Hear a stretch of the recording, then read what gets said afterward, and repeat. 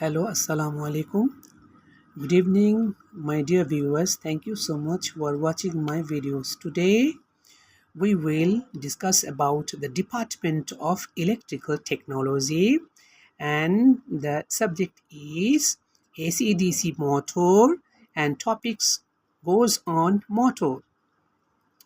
আজকে আমরা মোটর কি এবং মোটরের প্রকারভেদ সম্পর্কে আলোচনা করব। চলুন দেখি আমরা মোটর সম্পর্কে আলোচনা করি। প্রথমে কথা হচ্ছে গিয়ে মোটর কি?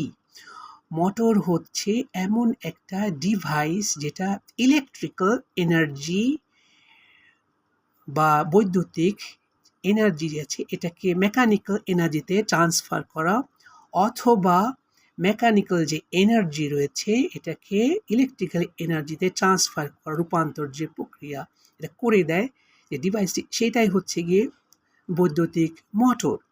আচ্ছা, এখন বৈদ্যুতিক মোটরের শ্রেণীবিভাগ। বৈদ্যুতিক মোটর সাধারণত দু প্রকার, এক এসি মোটর, দুই ডিসি মোটর।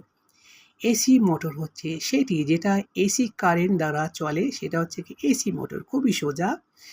আচ্ছা, সাপ্লাই অনুযায়ী এসি মোটর সাধারণত দু প্রকার, এক সিঙ্গেল ফেজ, দুই three phase. Single phase motor অনুযায়ী বিভিন্ন প্রকার হয়ে থাকে, তার মধ্যে হচ্ছে গিয়ে এক repulsion motor, reluctance motor, hysteresis motor, universal motor, standard split phase motor, capacitor start and capacitor run motor, shaded pole motor. এবার আসুন দেখি থ্রি ফেজ মোটর সম্পর্কে আলোচনা করি।